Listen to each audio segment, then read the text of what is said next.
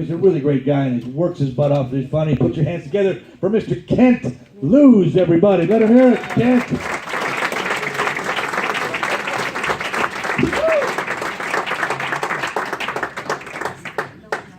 All right. Quick show of a hand. Who here would clap if I asked a question? All right.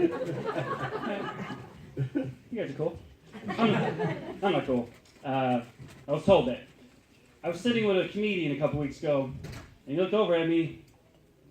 He said I needed to be cool. He told me I shouldn't stress, and I should let things roll off my chest more. I looked at this other comic. I was like, what are you, a narc? Like, seriously, who are you and what have you done with the awkwardness it takes to do stand-up comedy? Like, I don't know. The thing that upset me was we weren't in conversation. No, I offered this up unsolicited. He looked over at me like, are you okay? And I don't know what it is about my face, guys, but I'm rarely okay. But the only time strangers ever ask me if I'm okay, I'm actually okay. I don't know. I was an awkward guy. I think being awkward is worse than alcoholism. I do. No, I do. I don't know. So like you can actually recover from alcoholism. There's steps in everything. First step, just admit you have a problem, right? Take ownership. Take responsibility. I think I'm fine, guys. like I'm on this side, right? I don't get to see it, so it's I think I'm fine. Another step on the road to recovery from alcoholism is you can make amends. You can call people who you've hurt with your alcoholism, and you can make amends. Again, doesn't work for me like that. I can't call people that I've made uncomfortable. So we can talk about how I've made them uncomfortable in the past. How'd you get my number? Wasn't easy.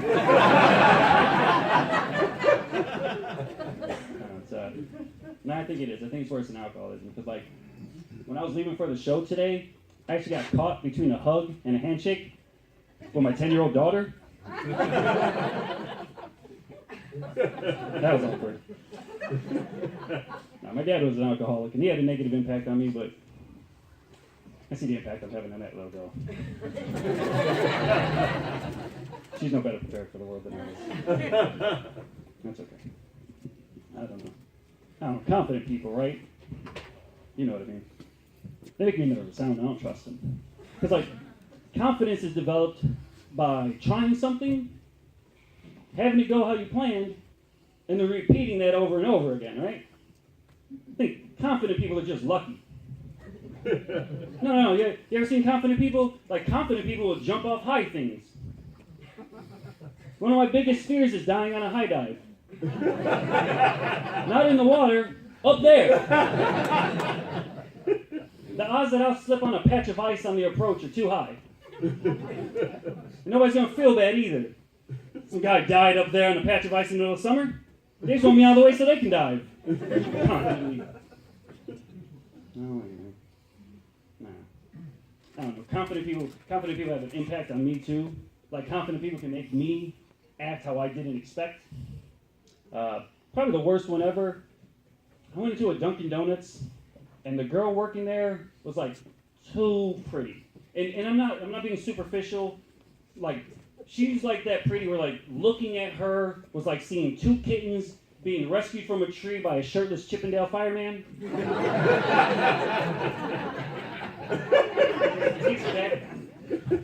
So what I do is, I always order my coffee with a little bit of ice in there, and sometimes it throws the cashier off.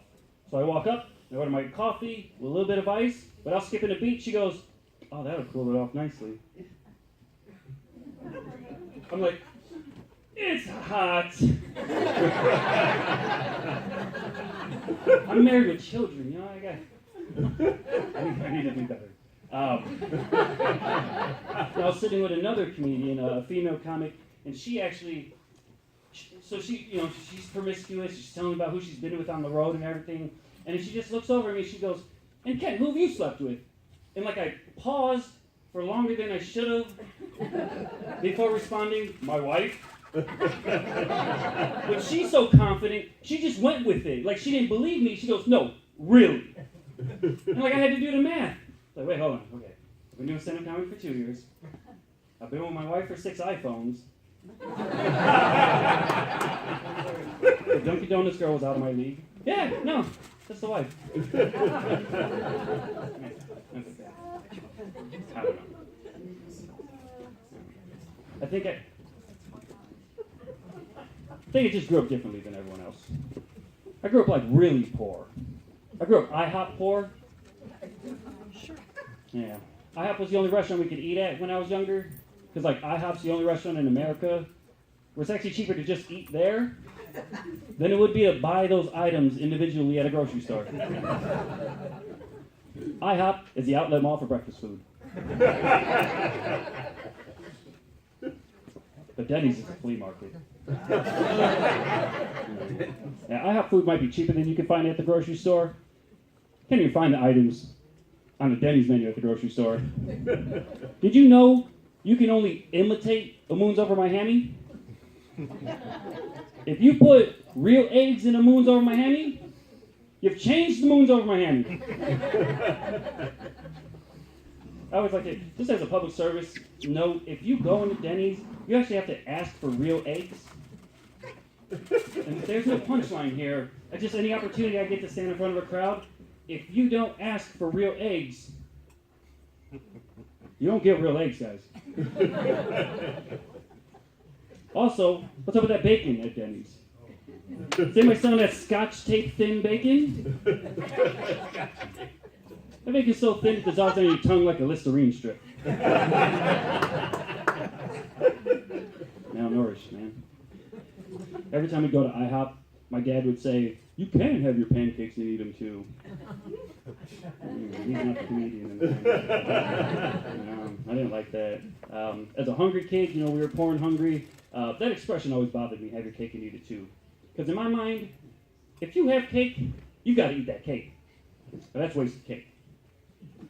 And if you eat cake without having cake, well, that's stolen cake. And the one thing I hate is a thief. That's something else my dad used to say all the time. The one thing I hate is a thief. He used to always drill that home like every other transgression was forgivable, but the one thing he hated was a thief. Like you could knock him down, and you could step in his face, and I'm not going to drag my dad's name all over the place. But the one thing I hate is my dad. No, he was awful. Don't root for him, guys. He was not a good guy. I remember when I lost my first tooth, he flicks me a quarter, tells me a tooth fairy's not real. And he stuck my tooth under his pillow and tried to make a buck off me that night. Good night.